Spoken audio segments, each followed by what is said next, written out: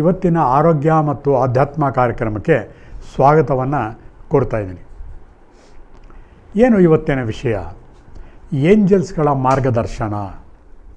ಏನು ಏಂಜಲ್ಸ್ ಅಂದರೆ? ದೇವತೆಗಳು. ಒಂದು ಸತಿ ಹೀಗಾಯಿತು, ಬೆಂಗಳೂರಿನಲ್ಲಿರುವಂತಹ ಸಪ್ತರ್ಷಿ ಸಮರ್ಪಣ್ ಹೀಲಿಂಗ್ ಸೆಂಟರ್, ಬಸವೇಶ್ವರ ನಗರ, ಅಲ್ಲಿಗೆ ಒಬ್ಬ ವ್ಯಕ್ತಿ ಬಂದ ತಕ್ಷಣ ಬಹಳ ಪ್ಯಾನಿಕ್ ಆಗಿದ್ದ. ಸಾಮಾನ್ಯವಾಗಿ ಬಂದವರೆಲ್ಲ ಈ ತೊಂದರೆ ಆ ತೊಂದರೆ ಅಂತ ಹೇಳ್ತಾರೆ. ಯಾರೋ ಮನೆಯವರು ಅವ್ರನ್ನ ಕರ್ಕೊಂಬಂದಿದ್ರು. ಅವ್ರು ಹೇಳ್ತಾಯಿದ್ರು, ಸರ್, ಎಲ್ಲ ಹೀಲರ್ಗಳ ಬಗ್ಗೆ ನನಗೆ ನಂಬಿಕೆ ಹೊರಟೋಗಿದೆ, ಎಲ್ಲ ಡಾಕ್ಟ್ರುಗಳ ಬಗ್ಗೆ ನಂಬಿಕೆ ಹೊರಟೋಗಿದೆ, ಯಾರೂ ಏನೂ ಮಾಡೋಕ್ಕಾಗೋದಿಲ್ಲ.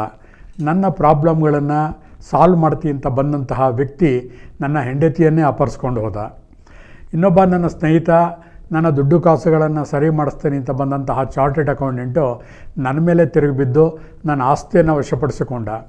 ಹೀಗೆ ಹೇಳ್ತಾ ಹೋದ. ನನಗೂ ಪಾಪ ಅಯ್ಯೋ ಅನ್ನಿಸ್ತು. ಇದು ಎಷ್ಟೋ ಜನರ ಬಾಳಿನಲ್ಲಿ ಇವತ್ತು ಆಗ್ತಾಯಿದೆ. ಯಾರೋ ಬರ್ತಾರೆ, ಜೀವನದಲ್ಲಿ ಆಕಸ್ಮಿಕವಾಗಿ ನಮಗೆ ಭೇಟಿಯಾಗ್ತಾರೆ.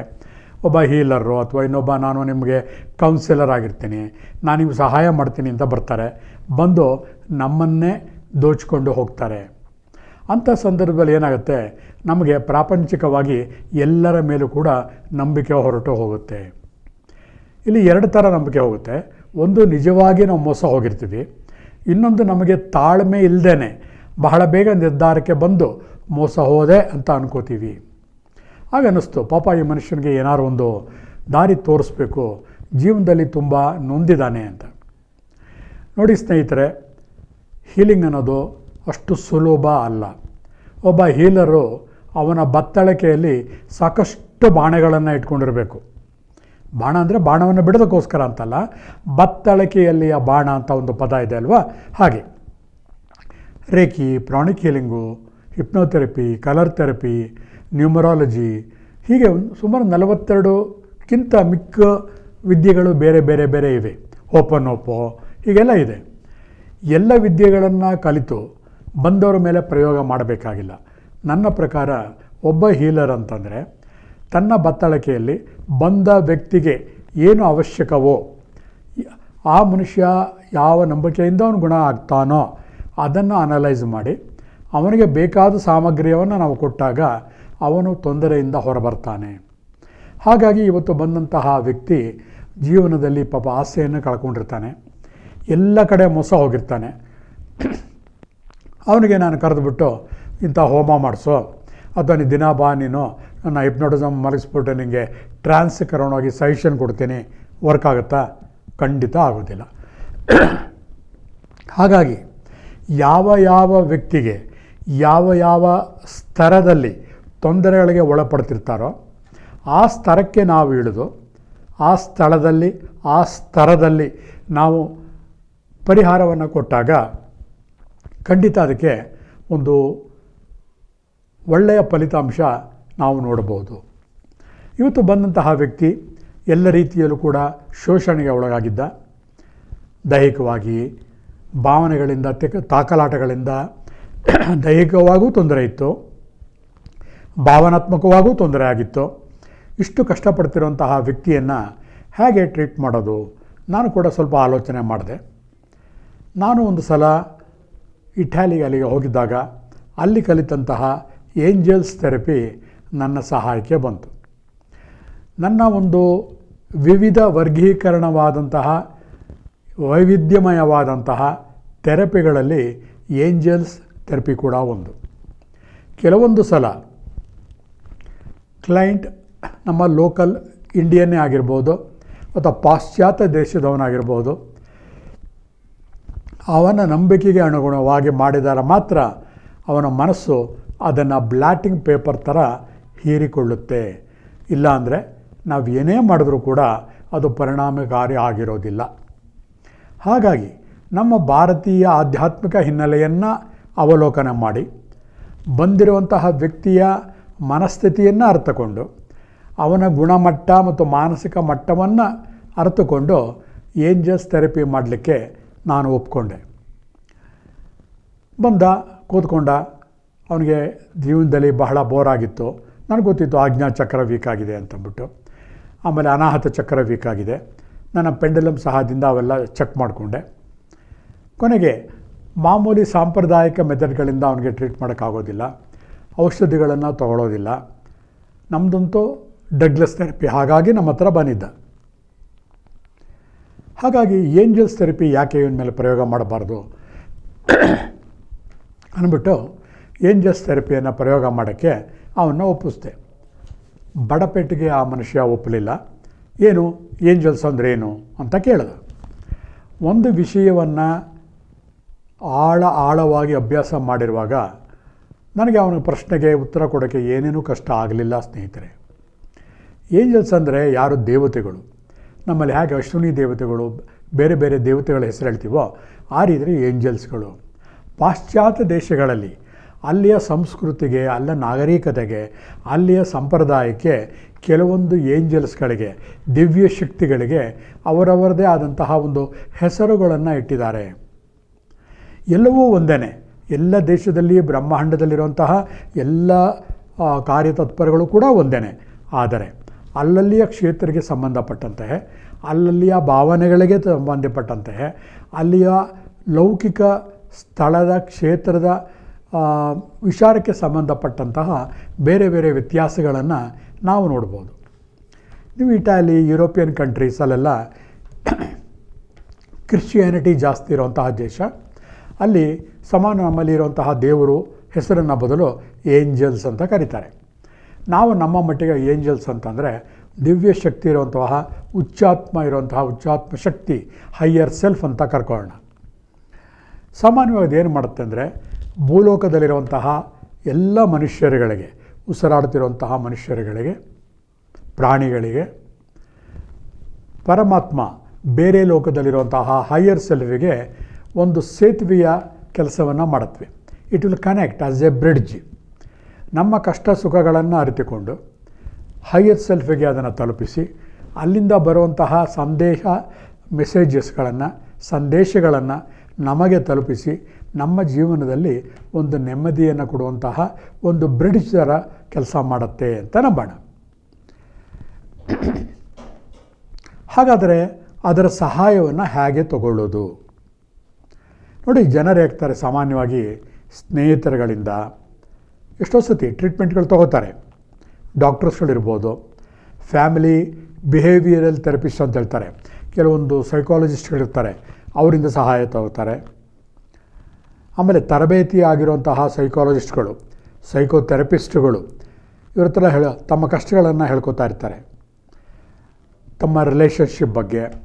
ಕೆಲವೊಂದು ಸತಿ ಡಾಕ್ಟ್ರುಗಳ ಹತ್ರ ಕೂಡ ಹೇಳೋಕ್ಕಾಗದೇ ಇರೋಂತಹ ವ್ಯಾವಹಾರಿಕ ವಿಷಯಗಳನ್ನು ಈ ಥೆರಪಿಸ್ಟ್ಗಳ ಮುಖಾಂತರ ಹೇಳ್ಕೊತಾರೆ. ನನ್ನ ಹತ್ರ ಬಂದಂತಹ ಒಂದು ಕ್ಲೈಂಟು ಈ ಎಲ್ಲವನ್ನು ಕೂಡ ಮಾಡಿ ಕೂಡ ಅವನಿಗೆ ನಿಸ್ಸಹಾಯಕನಾಗಿ ಯಾವುದೇ ರೀತಿಯ ಫಲಿತಾಂಶವನ್ನು ಕಾಣದೆ ಬಹಳ ಕ್ಷೋಭೆಗೆ ಒಳಗಾಗಿರ್ತಾನೆ. ಕಾರಣ ಇಷ್ಟೇ ಬಂಧುಗಳೇ, ನಾನು ಇದುವರೆಗೆ ಹೇಳಿದ ಎಲ್ಲ ಥೆರಪಿಗಳು ಕೂಡ 3ನೇ ಡೈಮೆನ್ಷನ್ ಅಂತ ನಾವು ಹೇಳ್ತೀವಿ, 3ನೇ ಆಯಾಮ, ಅಷ್ಟರಲ್ಲೇ ರೌಂಡ್ ಹೊಡಿತಾ ಇರುತ್ತೆ. ನಮ್ಮ ಫಿಸಿಕಲ್ ಬಾಡಿಗೆ ನಿದ್ರೆ ಬರುತ್ತೋ ಇಲ್ವೋ, ಆಹಾರ ತಗೋತಾ ಇದ್ದಾನೋ ಇಲ್ವೋ, ಮನೆ ಮಂದಿ ಎಷ್ಟು ಜನ ಇದ್ದಾರೆ, ಅವರು ಸ್ವಭಾವವೇನೋ, ಇಷ್ಟೇ ಇದ್ರ ಮೇಲೆ ಗಿರಿಕಿಯನ್ನು ಹೊಡಿತಾ ಇರುತ್ತೆ. ಹಾಗಾಗಿ ಅದು ಫಲಿತಾಂಶವನ್ನು ಕೊಟ್ಟರೂ ಕೂಡ ಕೆಲವೊಂದು ವ್ಯಕ್ತಿಗಳಿಗೆ ಫಲಿತಾಂಶ ನೀಡೋದಕ್ಕೆ ಸಾಧ್ಯ ಆಗೋದಿಲ್ಲ. ಅಂತಹ ಸಂದರ್ಭದಲ್ಲಿ ನಾವು ನಮ್ಮ ಸಹಾಯಕ ದೇವತೆಗಳು ಅಂತ ಇರ್ತಾರೆ, ಗಾರ್ಡಿಯನ್ ಏಂಜಲ್ಸ್ ಅಂತ, ಉಚ್ಚಾತ್ಮ, ಅವರನ್ನು ಸಂಪರ್ಕ ಮಾಡಿದಾಗ ನಮ್ಮ ತೊಂದರೆಗಳಿಗೆ ಸಹಾಯ ದೊರಕುತ್ತೆ. ಹೇಗೆ ಅದನ್ನು ಅವ್ರನ್ನ ಕನೆಕ್ಟ್ ಮಾಡೋದು ನೋಡಿ. ನಮ್ಮ ಲೋಕಾರೂಢಿನಲ್ಲಿ ಹೇಳಬೇಕು ಅಂತಂದರೆ ನಿಮಗೆಲ್ಲ ಗೊತ್ತಿದೆ 3G 4G ನೆಟ್ವರ್ಕಿಂಗ್ ಅಂತ. 5G ಇನ್ನೂ ಫಾಸ್ಟು. ಹಾಗೆ ಇದು 5G ಮತ್ತು 6Gಗೆ ಕಂಪೇರ್ ಮಾಡ್ಬೋದು ಈ ದೇವಾತ್ಮ, ಆತ್ಮಗಳು, ಆಮೇಲೆ ಏಂಜಲ್ಸ್ಗಳನ್ನು. ಎಷ್ಟೋ ಸತಿ ಬಹಳಷ್ಟು ಸಲ ನಮ್ಮ ಸಂಕಷ್ಟಕ್ಕೆ ತುಂಬ ಹತ್ತಿರದಲ್ಲಿರುವಂತಹ ಜನಗಳಿದ್ದರೂ ಕೂಡ ಭಾವನಾತ್ಮಕವಾಗಿ ನಮಗೆ ಬಹಳ ನೋವಾಗಿಬಿಟ್ಟಿರುತ್ತೆ. ಸ್ವಂತ ಹೆಂಡತಿ ಗಂಡಲ್ಲಿ ಏನೋ ಗಲಾಟೆ ಆಗಿರುತ್ತೆ, ಮಕ್ಕಳಲ್ಲಿ ಗಲಾಟೆ ಆಗಿರುತ್ತೆ, ನಮಗೆ ತುಂಬ ಪ್ರೀತಿ ಪಾತ್ರರಾದವರೇ ನಮಗೆ ಮೋಸ ಮಾಡಿರ್ತಾರೆ. ಅಂಥ ಟೈಮಲ್ಲಿ ಕೌನ್ಸಿಲರ್ಗಳ ಬಗ್ಗೆ ನಮ್ಮ ನಂಬಿಕೆ ಹೊರಟೋಗುತ್ತೆ. ಅವ್ರು ಹೇಳ್ತಾರೆ, ನೀವು ಯಾರನ್ನು ದ್ವೇಷ ಮಾಡ್ತೀರೋ ಅವ್ರನ್ನೇ ಪ್ರೀತಿ ಮಾಡಿ. ಬಾಯಲ್ಲಿ ಹೇಳೋ ಸುಲಭ, ಆದರೆ ಪ್ರಾಕ್ಟಿಕಲ್ಲಾಗಿ ಮಾಡೋಕ್ಕೆ ಆಗೋದಿಲ್ಲ. ಎಷ್ಟೋ ಸತಿ ಹೇಳ್ತಾರೆ, ನಿಮಗೆ ಮೋಸ ಮಾಡಿದವರ ಹೆಸರನ್ನು ಮನೆಯ ಮಗನಿಗಿಡಬೇಕು. ಅವೆಲ್ಲ ಕೇಳೋಕ್ಕೆ ಚೆನ್ನ, ಎಲ್ಲ ಸಂದರ್ಭದಲ್ಲೂ ಕೂಡ ಅದು ಕೆಲಸ ಮಾಡೋದಿಲ್ಲ. ಆ ಟೈಮಲ್ಲಿ ಈ ಏಂಜಲ್ ಗೈಡೆನ್ಸು ಖಂಡಿತ 100ಕ್ಕೆ 100ರಷ್ಟು ನಮ್ಮ ಸಹಾಯಕ ಬರುತ್ತೆ. ಈ ಏಂಜಲ್ಸ್ ಥೆರಪಿಯನ್ನು ಬಸವೇಶ್ವರನಗರದಲ್ಲಿರುವಂತಹ ನನ್ನ ಸಪ್ತರ್ಷಿ ಸಮರ್ಪಣ್ ಹೀಲಿಂಗ್ ಸೆಂಟರ್ಗಳಲ್ಲಿ ನಾನು ಉಪಯೋಗ ಮಾಡ್ತಾಯಿದ್ದೀನಿ. ಬಂದವರಿಗೆಲ್ಲ ಅಲ್ಲ, ಯಾರಿಗೆ ಅದರ ಅವಶ್ಯಕತೆ ಇರುತ್ತೋ. ಅದಕ್ಕೆ ಆವಾಲ ಹೇಳಿದ್ದು, ಒಬ್ಬ ಹೀಲರ್ಗೆ ಮಣಿ, ಮಂತ್ರ, ತಂತ್ರ, ಯಂತ್ರ ಎಲ್ಲರ ಪರಿಚಯವೂ ಇರಬೇಕು. ತನ್ನ ಕ್ಲೈಂಟ್ಗೆ ಏನು ಅವಶ್ಯಕತೆವೋ, ಯಾವುದು ನೀಡಿರುತ್ತೋ ಅವನಿಗೆ ಅದನ್ನು ಮಾತ್ರ ಕೊಡಬೇಕು. ಬಂದವರಿಗೆಲ್ಲ ಒಂದೇ ಮಂತ್ರ ಅಂದ್ಬಿಟ್ಟು ಬಂದವ್ರಿಗೆಲ್ಲ ರೇಖಿ ಕೊಡೋದು, ಬಂದವ್ರಿಗೆಲ್ಲ ಕಲರ್ ಥೆರಪಿ ಮಾಡೋದು ಖಂಡಿತ ಅಲ್ಲ. ಅದಕ್ಕೆ ಏನು ಬೇಕು? ತಾಳ್ಮೆ ಬೇಕು. ಹೀಲರಾಗಿ ನಮಗೂ ತಾಳ್ಮೆ ಬೇಕು, ಹಾಗೆ ಟ್ರೀಟ್ಮೆಂಟ್ ತೊಗೊಳ್ಳೋರ್ಗೂ ಕೂಡ ತಾಳ್ಮೆ ಬೇಕು. ಕೇವಲ 1-2 ಸಿಟ್ಟಿಂಗಲ್ಲಿ ಬಂದು ಹೋಗ್ಬಿಟ್ಟು ಇವತ್ತು ಟ್ರೀಟ್ಮೆಂಟ್ ತೊಗೊಂಡೆ ನಾಳೆ ಸರಿ ಹೋಯ್ತು, ನೋ, ಸಾಧ್ಯನೇ ಇಲ್ಲ.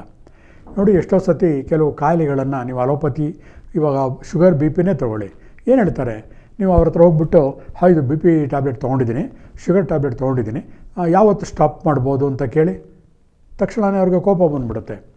ಸ್ಟಾಪ್ ಮಾಡೋದಾ? ಲೈಫ್ ಲಾಂಗ್ ತೊಗೋಬೇಕು.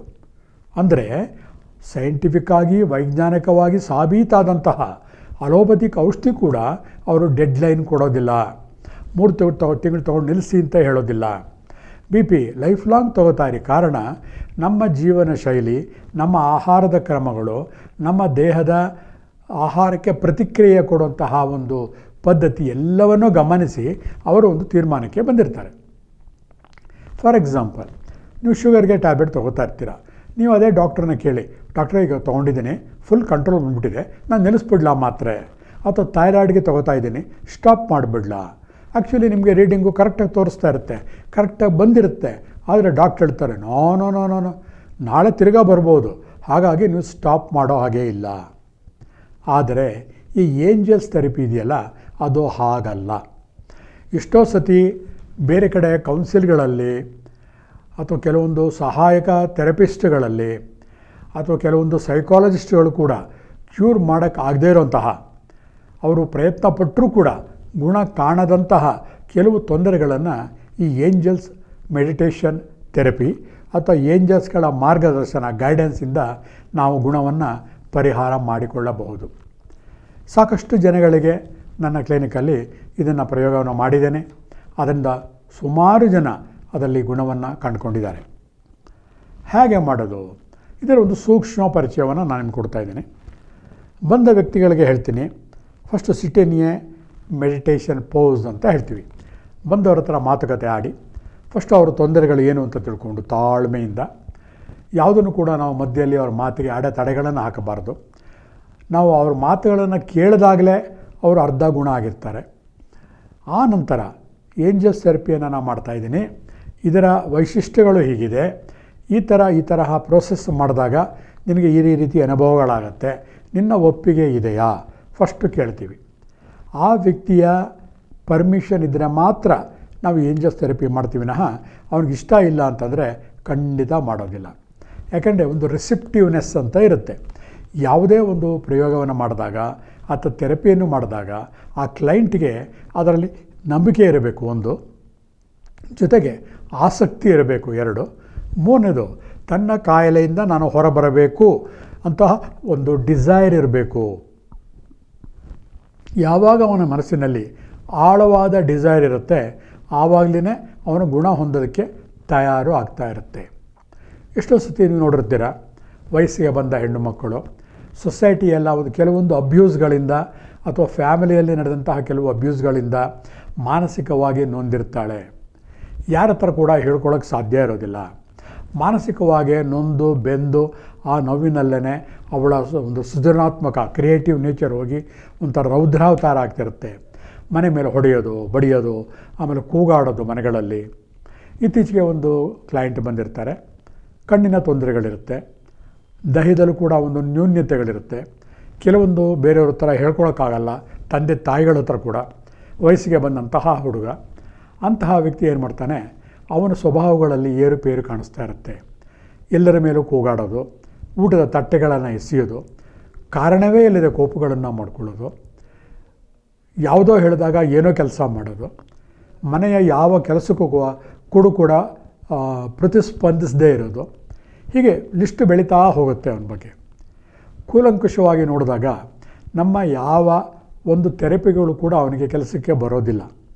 ಅವನ ಮೇಲೆ ನಾನು ಏಂಜಲ್ಸ್ ಪ್ರಯೋಗವನ್ನು ಮಾಡಿದೆ. ಅವನಿಗೆ ಏನು ಮಾಡಿದೆ ಯಥಾವತ್ತಾಗಿ ನಾನು ನಿಮ್ಗೆ ಹೇಳ್ತಾ ಹೋಗ್ತೀನಿ. ಅವನ ನನ್ನ ಕ್ಲಿನಿಕ್ಕಲ್ಲಿ ಒಂದು ಚೇರ್ ಮೇಲೆ ಒಂದು ಪ್ರತ್ಯೇಕವಾದಂತಹ ಕೊಠಡಿಯಲ್ಲಿ ಸುಖಾಸನದಲ್ಲಿ ಕೂತ್ಕೊಳ್ಳೋಕ್ಕೆ ಹೇಳಿದೆ. ಚೇರ್ ಮೇಲ್ಗಡೆ ರಿಲ್ಯಾಕ್ಸ್ ಮಾಡ್ಕೊತ ಹೇಳಿದೆ. ರಿಲ್ಯಾಕ್ಸ್ ಮಾಡ್ಕೊಳ್ಳೋಕ್ಕೆ ನೂರಾರು ಮೆಥಡ್ಗಳಿದೆ. ನಾನು ಉಪಯೋಗಿಸಿದ್ದು ಆರಾಮಕ್ಕೆ ನಿದ್ದೆ ಮಾಡು, ಕುರ್ಚಿಯಲ್ಲಿ ಬೇಡ, ಕೆಳಗೆ ಮಲಗು ಅಂತ ಹೇಳಿದೆ. ಹಾಸಿಗೆಯ ಮೇಲೆ ಮಲಗ್ದ. ಅವನ ಎಡಗಿವಿಯ ಮೇಲೆ ಕೆಲವೊಂದು ಸ್ಟ್ರೋಕ್ಗಳನ್ನ ಕೈಗಳಲ್ಲಿ ಮಾಡ್ತಾ ನಿನ್ನ ದೇಹ ಈಗ ರಿಲ್ಯಾಕ್ಸ್ ಆಗ್ತಾಯಿದೆ. ನಿನ್ನ ದೇಹದ ನರನಾಡಿಗಳು ಕೂಡ ರಿಲ್ಯಾಕ್ಸ್ ಆಗ್ತಾಯಿದೆ. ನಿನ್ನ ದೇಹದ ಭಾರವನ್ನು ಹೊತ್ತ ಇಡೀ ದೇಹ, 2 ಕಾಲುಗಳು ಕೂಡ ಈಗ ರಿಲ್ಯಾಕ್ಸ್ ಆಗ್ತಾಯಿದೆ. ನಿನ್ನ 2 ತೋಡುಗಳು ಭುಜದಿಂದ ಬೆರಳಿನ ತುದಿಯ ತನಕ ರಿಲ್ಯಾಕ್ಸ್ ಆಗ್ತಾಯಿದೆ. ಕತ್ತಿನಿಂದ ಕಾಲಿನ ಹೆಬ್ಬೆರಳಿನ ತುದಿಯವರೆಗೆ ನಿನ್ನ ದೇಹ ರಿಲ್ಯಾಕ್ಸ್ ಆಗ್ತಾಯಿದೆ. ಈಗ ನಿನ್ನ ಮನಸ್ಸೆಲ್ಲ ಸಂಪೂರ್ಣವಾಗಿ ನಿನ್ನ ಹಣೆಯ ಮಧ್ಯ ಬರ್ತಾಯಿದೆ. ನಿನ್ನ ಉಸಿರನ್ನು ನೀನೇ ಗಮನಿಸ್ತಾ ಇದೆಯಾ ಅಂತ ಶಾಂತವಾಗಿ ನಿಧಾನವಾಗಿ ಹೇಳ್ತಾ ಹೋದೆ. ಅವನಿಗೇ ಗೊತ್ತಿಲ್ಲದ ಹಾಗೆ ಅವನು ಅರ್ಧ ನಿಮೆಲ ನೇತ್ರ ಈಶ್ವರನ ಒಂದು ಯೋಗ ಪೋಸ್ ಇರುತ್ತಲ್ವ, ಆ ಒಂದು ಸ್ಥಿತಿಗೆ ಹೋದ. ಅದಕ್ಕೆ ಆಲ್ಟರ್ ಸ್ಟೇಟ್ ಆಫ್ ಮೈಂಡ್ ಅಂತ ಹೇಳ್ತೀವಿ, ಸಂಮೋಹನ ಸ್ಥಿತಿ ಅಂತ ಕೂಡ ಹೇಳ್ಬೋದು. ಆ ಸ್ಥಿತಿಗೆ ಹೋದಾಗ ಕಣ್ಣನ್ನು ಮುಚ್ಕೊಂಡಿರ್ತಾನೆ. ನಿಧಾನವಾಗಿ ಆಳವಾಗಿ ಉಸಿರನ್ನು ತಗೊಂಡು ಉಸಿರನ್ನು ಬಿಡು ಅಂತ ಹೇಳ್ತೀವಿ. ಅದರಲ್ಲೂ ಕೂಡ ಒಂದು ಟೆಕ್ನಿಕ್ ಇರುತ್ತೆ. ಮೂಗಿನಿಂದ ಉಸಿರು ತಗೊಂಡು ಬಾಯಿಂದ ಬಿಡು. ಬಾಯಿಂದ ಬಿಡುವಾಗ ನಿನ್ನ ದೇಹದಲ್ಲಿರುವಂತಹ ಎಲ್ಲ ಕೆಟ್ಟ ಯೋಚನೆಗಳು, ನಿನಗೆ ನೋವು ಕೊಡ್ತಾ ಇದ್ದಂತಹ ಯೋಚನೆಗಳೆಲ್ಲ ಹೊರಗಡೆ ಹೋಗ್ತಾ ಇದೆ. ಉಸಿರು ತಗೊಂಡಾದಾಗ ಡಿವೈನ್ ಎನರ್ಜಿ ನಿನ್ನ ದೇಹದಲ್ಲಿ ಹೋಗ್ತಾ ಇದೆ ಅಂತ ಒಂದು ಪರಿಕಲ್ಪನೆಯನ್ನು ಅವನು ಮಾನಸಿಕವಾಗಿ ಇಂಜೆಕ್ಟ್ ಮಾಡ್ತಾ ಇರ್ತೀವಿ. ಆ ನಂತರ ಆ ಒಂದು ಸ್ಥಿತಿಯಲ್ಲಿ ಇದ್ದಾಗ ಅವನ ಕಣ್ಣುಗಳ ಮೂಮೆಂಟನ್ನು ನೋಡ್ತಾ ಇರ್ತೀವಿ. ಆಸ್ ಎ ಹೀಲರ್ ಒಂದು ಸ್ಥಿತಿಗೆ ಹೋದಾಗ ಕಣ್ಣುಗಳ ಮೂಮೆಂಟ್ ನೋಡಿದಾಗ ರ್ಯಾಪಿಡ್ ಐ ಮೂಮೆಂಟ್ ಅಂತ ಇರುತ್ತೆ. ಅದಕ್ಕೆ RIM ಅಂತ ಹೇಳ್ತೀವಿ. ಆ ಕಣ್ಣುಗುಡ್ಡೆ ಯಾವಾಗ ಮೂಮೆಂಟ್ ಆಗುತ್ತೋ ಅದರ ಒಂದು ವಿಶ್ಲೇಷಣೆಯಿಂದ ಆ ಮನುಷ್ಯ, ಆ ಕ್ಲೈಂಟು ಒಂದು ಸ್ಥಿತಿಗೆ ತಲುಪಿದ್ದಾನೆ ಅಂತ ನಮಗೆ ಗೊತ್ತಾಗುತ್ತೆ. ಆ ಒಂದು ಸ್ಥಿತಿಯಲ್ಲಿ ನಾವು ಏನು ಸಜೆಷನ್ಗಳನ್ನು ಕೊಡ್ತೀವೋ ಅವನ ಅಂತರಾತ್ಮ, ಅದು ಸುಪ್ತ ಪ್ರಜ್ಞೆ ಎಲ್ಲವನ್ನು ಕೂಡ ರಿಸೀವ್ ಮಾಡ್ತಾ ಇರುತ್ತೆ. ಏನು ರಿಸೀವ್ ಮಾಡ್ತಾ ಇರುತ್ತೆ? ಆಗ ಹೇಳ್ತೀವಿ, ನಿನ್ನ ಗಮನವನ್ನು ನಿನ್ನ ತಲೆಯ ಮೇಲಿರುವಂತಹ ಸಹಸ್ರಾರ ಚಕ್ರದ ಕಡೆಗೆ ಗಮನವನ್ನು ಹರಿಸು. ಅಲ್ಲಿಂದ ಒಂದು ದೊಡ್ಡ ಬೆಳಕಿನ ಗೋಲವನ್ನು ಕಳಿಸು ಅಂತ ನಿನ್ನ ಹೈಯರ್ ಸೆಲ್ಫ್, ಉಚ್ಚಾತ್ಮವನ್ನು ಕೇಳ್ಕೋ. ಈ ಮಧ್ಯದಲ್ಲಿ ಅವನಿಗೆ ಏಂಜಲ್ಸ್ ಬಗ್ಗೆ ಒಂದು ಪರಿಜ್ಞಾನವನ್ನು ಕೊಟ್ಟಿರ್ತೀವಿ. ಏಂಜಲ್ಸ್ ಅಂತಂದರೆ ದೇವಲೋಕದಲ್ಲಿ ಮೇಲೆ ಇರ್ತಾರೆ, ಮೇಲಿಂದ ಅವರು ಆಶೀರ್ವಾದ ಮಾಡ್ತಾರೆ, ನಾವು ಕರೆದಾಗ ಓಗೊಡ್ತಾರೆ, ನಾವು ಏನು ಕೇಳಿದಾರೋ ಕೂಡ ಅವರು ಸಹಾಯ ಹಸ್ತವನ್ನು ನೀಡ್ತಾರೆ ಅಂತ ಹೇಳ್ಕೊಟ್ಟಿರ್ತೀವಿ. ಯಾವಾಗ ಆ ವ್ಯಕ್ತಿ ತನ್ನ ಗಮನವನ್ನು ಕ್ರೌನ್ ಚಕ್ರ ಅಂದರೆ ಸಹಸ್ರಾರ ಚಕ್ರದ ಕಡೆ ಹರಿಸುತ್ತಾನೆ, ಅಲ್ಲಿಂದ ವೈಜ್ಞಾನಿಕವಾಗಿ ಒಂದು ಘಟನೆ ನಡೆಯುತ್ತೆ. ನಮ್ಮ ಮನಸ್ಸನ್ನು ಯಾವಾಗ ನಾವು ಬೇರೆ ಕಡೆಗೆ ಹರಿಸ್ತೀವೋ ಅದರ ಜೊತೆಗೆ, ಮನಸ್ಸಿನ ಜೊತೆಗೇ ಒಂದು ಎನರ್ಜಿ ಕೂಡ ಫ್ಲೋ ಆಗುತ್ತೆ. ಸಪೋಸ್ ಈಗ ನಾನು ನೋಡ್ತಿರೋವಂಥದ್ದು, ಒಂದು ವ್ಯಕ್ತಿಯ ಕಡೆ ಗಮನ ಹರಿಸಿದಾಗ ನನ್ನ ಎನರ್ಜಿ ಅಲ್ಲಿಗೆ ಹೋಗುತ್ತೆ. ಒಂದು ಮರದ ಕಡೆ ಗಮನ ಹರಿಸಿದಾಗ ನನ್ನ ಗಮನ ಎನರ್ಜಿ ಮರದ ಕಡೆ ಹೋಗುತ್ತೆ. ಒಂದು ವಾಟರ್ ಬಾಟ್ಲ್ ಕಡೆಗೆ ನಾನು ಗಮನ ಹರಿಸಿದಾಗ ನನ್ನ ಎನರ್ಜಿ ವಾಟರ್ ಬಾಟಲ್ ಕಡೆ ಹೋಗುತ್ತೆ. ಅದೇ ರೀತಿ ಆ ವ್ಯಕ್ತಿ ಕ್ರೌನ್ ಚಕ್ರ ಸಹಸ್ರಾರಕ್ಕೆ ಗಮನವನ್ನು ಹರಿಸಿದಾಗ ಅವನ ಎನರ್ಜಿ ಸಹಸ್ರಾರ ಚಕ್ರಕ್ಕೆ ಹೋಗುತ್ತೆ. ಹೋದ ಆ ಒಂದು ಸಂದರ್ಭದಲ್ಲಿ ಏಂಜಲ್ಸ್ಗಳನ್ನು ಕಲ್ಪನೆ ಮಾಡಿಕೊಂಡು ಹೈಯರ್ ಸೆಲ್ಫ್, ಉಚ್ಚಾತ್ಮದಿಂದ ಒಂದು ಬೆಳಕಿನ ಗೋಲವನ್ನು ಕೆಳಗೆ ಕಳುಹಿಸು ಅಂತ ಅವ್ರು ಮಾನಸಿಕವಾಗಿ ಬೇಡಿಕೊಳ್ತಾನೆ. ಆಗೇನಾಗುತ್ತೆ, ಆ ಗಾರ್ಡಿಯನ್ ಏಂಜಲ್ಸ್ ಅಂತ ಏನು ಹೇಳ್ತೀವಲ್ಲ, ಅದನ್ನು ಆವಾಹನೆ ಮಾಡಿದಾಗ ಆ ಒಂದು ಬೆಳಕಿನ ಗೋಳವು ನಿಜವಾಗಲೂ ಮೇಲಿಂದ ಇಳಿದು ಬಂದಂತಹ ಭಾವನೆ ನಮಗೆ ಉಂಟಾಗುತ್ತೆ. ಸಾಮಾನ್ಯ ಪ್ರಜ್ಞೆಯಲ್ಲಿದ್ದಾಗ ಅದು ಹೇಗೆ ಬರುತ್ತೆ, ಮೇಲ್ಗಡೆ ಏನಿದೆ, ಈ ಪ್ರಶ್ನೆಗಳು ನಾವು ಕೇಳ್ತಾ ಹೋಗ್ತೀವಿ ಲಾಜಿಕಲ್ಲಾಗಿ. ಆದರೆ ಆಲ್ಟರ್ ಸ್ಟೇಟ್ ಆಫ್ ಮೈಂಡ್ನಲ್ಲಿ ಲಾಜಿಕ್ ಇರೋದಿಲ್ಲ. ನಾವು ಏನು ಹೇಳ್ತೀವೋ ಆ ವ್ಯಕ್ತಿ ಅದನ್ನು ನಂಬ್ತಾ ಇರ್ತಾನೆ. ಹಾಗಾಗಿ ಯಾವುದೇ ಅಪನಂಬಿಕೆ ಇಲ್ಲದೆ ಆ ಒಂದು ಗಾರ್ಡಿಯನ್ ಏಂಜಲ್ಸ್ಗಳು ಉಚ್ಚಾತ್ಮದಿಂದ ನಮಗೆ ಎನರ್ಜಿ ಕೊಡ್ತಾ ಇದೆ ಅಂತ ಕಲ್ಪನೆ ಬರುತ್ತೆ. ಸಾಕು ನಮಗೆ ಅಷ್ಟೇ. ಯಾವಾಗ ಆ ಏಂಜಲ್ಸಿಂದ ಒಂದು ಬೆಳಕು ಬಂತೋ, ಉಚ್ಚಾತ್ಮ ಬಂತೋ, ಆ ತಕ್ಷಣವೇ ನಮಗೆ ಬೇಕಾದಂತಹ ತೊಂದರೆಗಳನ್ನು ನಿವೇದನೆ ಮಾಡಿಕೊಂಡಾಗ ಆ ಬೆಳಕೆ ನಮಗೆ ರಕ್ಷಣಾ ಕವಚವಾಗಿ ನಿಂತು ನಮ್ಮ ದೇಹದಲ್ಲಿ ಮಾನಸಿಕವಾಗಿ ಏನು ತೊಂದರೆ ಆಗ್ತಾ ಇತ್ತೋ ಅದೆಲ್ಲವನ್ನು ಪರಿಹರಿಸುತ್ತೆ. ಅಷ್ಟು ಆಶ್ಚರ್ಯ ಆಗುತ್ತಲ್ವ.